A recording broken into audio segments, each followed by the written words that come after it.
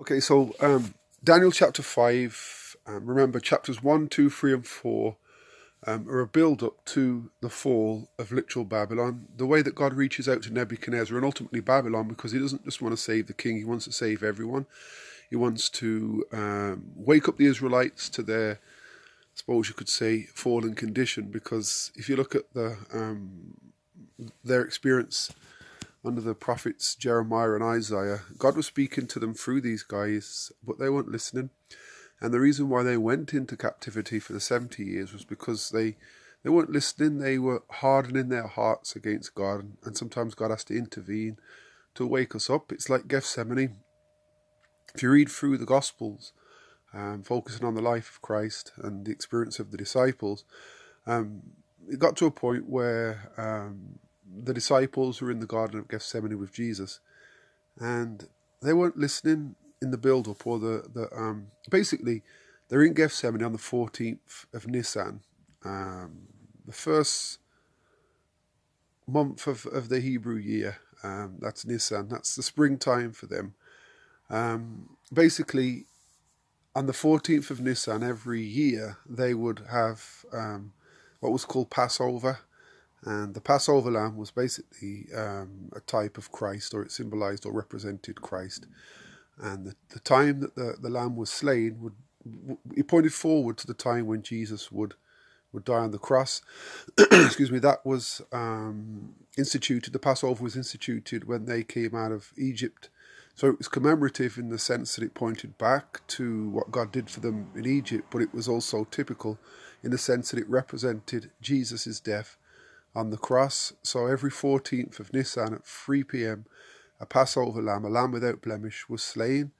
And that lamb without blemish, it was a representative, or it represented or symbolized or pointed forward to Jesus. This is why when John the Baptist saw Jesus in John 1 and verse 29, he said, "Behold the Lamb of God." And elsewhere in the scripture, Jesus is described as our Passover. So basically in Gethsemane, the disciples on the 14th of Nisan, if they had have studied as they ought to have, they could have known, should have known, that Jesus was about to die. And if they had have understood the time, as it were, they would have prayed differently. So because of their reluctance to, I suppose you could say, listen to Jesus, because Jesus was trying to tell them that he was about to die, they fell into difficulty in Gethsemane when Jesus asked them to watch with him or to pray with him. They fell asleep. So Jesus had to shake them awake. And this is the point that I'm making. Sometimes when we as Christians, when Israel as God's people fell into spiritual slumber, they fell into danger, or on the brink of danger, or on the brink of forgetting about God altogether, God would have to do things to shake them out of their sleep. So they were taken into captivity by the Babylonians. And the purpose of this was to wake them up to the danger that they were facing. So going back to chapter 5 now, and bear in mind what I've said about knowing the time. In chapter 5, we see a new king on the throne, Belshazzar, and he's described in chapters, he's mentioned in chapter 7, I believe chapter 8, and when we come to chapter 8, chapter 7 and 8, you'll see that he was kind of bypassed by God, but we'll deal with that. And it was because of his attitude. We'll deal with that when we get to those chapters. So he sets up a feast, and this feast is rebellious in the sense that he gets all of the people there drunk, and having drunk too much wine, too much fermented wine, he calls for the servants to bring the vessels that Nebuchadnezzar had taken from the temple in Jerusalem. And Nebuchadnezzar, he had, I suppose you could say, a high regard for the vessels, because he placed them in his holy temple, and so he didn't disrespect them. He didn't abuse them as his grandson Belshazzar eventually did. So he calls the servants to get those vessels, and they drank alcohol in them and praised the gods of gold, silver, brass, iron, stone and wood. So they used these vessels in a rebellious way. Now we know that he Belshazzar was an ignorant where God is concerned, because we see Daniel come on the scene after a while, and he basically talks about Nebuchadnezzar and says to Belshazzar, you knew all of this, you knew what God did, you knew what God was and who God was, and so on and so forth. So this was a willful, rebellious thing that Belshazzar did. Going back to the story, Belshazzar, does that, praises the gods that were mentioned, the idols basically, that aren't gods.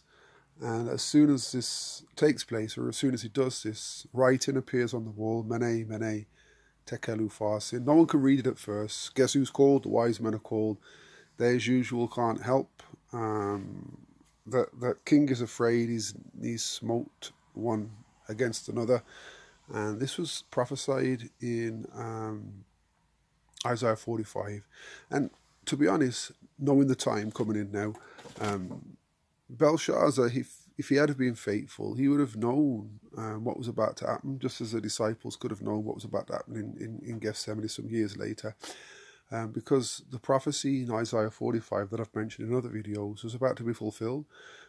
Isaiah had said that Cyrus would come, and while this feast was going on, Cyrus and Darius were outside of the walls, besieging the city, but Belshazzar thought there's no way they can get in. There's no way they can get in, but the prophecy tells us that Cyrus would do something where the river Euphrates is concerned, and he basically diverted the flow of the river and was able to get under the walls where the river would normally flow. And because of the drunkenness of the guards, the gates were left open, so he was able to go into the city unhindered. Going back to the wise men scenario and Daniel, the wise men can't help, and then the Queen Mother comes in and she refers to Daniel. She says there's a guy that Nebuchadnezzar would liaise with, and that guy is Daniel. So basically, Daniel comes in, cut a long story short. The king says, if you can read the writing, I'll give you a robe of purple, I believe, or scarlet, I can't remember which one it is, and a golden chain. And he says, you can keep your rewards. I don't do what I do for pay. And he does read the writing. The writing writes, or the writing reads, Mene, Mene, Tekel Upharsin, which is to say, your kingdom has been, your days have been numbered, or your reign has been numbered, or your reign has come to an end, and your kingdom will be divided between the Medes and the Persians.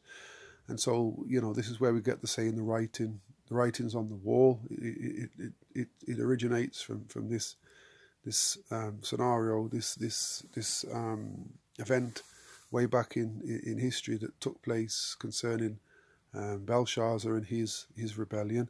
So literal Babylon falls. Kings come from the east.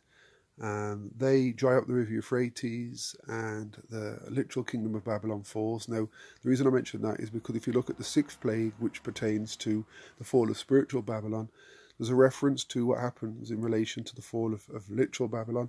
And the king from the east who comes at the end of time is Jesus. The drying up of the river Euphrates, it represents the fact that the support that the Babylonian system in the last days received from the people, because waters represent peoples in prophetic writings or in symbolic writings. So the people will get to a point, the people of the world who support this fallen religious system, which is spiritual Babylon, they will realize that the system is false, and their support for it will dry up. But that's another study. So in summary, chapter 5 highlights the fall of literal Babylon, the demise and death of the king of literal Babylon. And it's no coincidence that you've got first, second, and third angels' message, as well as the fourth preceding, or the chapters which represent those messages preceding the fall of literal Babylon. So the fall of literal Babylon is there. The build up to the fall is there to help us to understand what we ought to do and how and why the fall of spiritual Babylon will take place. Because if you look at Revelation 18, it refers to spiritual Babylon as making all of the nations, the kings of the earth, drunk, just as Belshazzar made his lords and so on and so forth drunk. So spiritual Babylon will make the world drunk through the wine of false doctrine. I'm going to end it there. And with the other videos, as I've said in one or two, there's so much more I could say, but I'm just giving a brief overview that I'm hoping will bring you all who watch this to a point where you want to study these chapters earnestly. As I always say, please pray for me as I pray for you.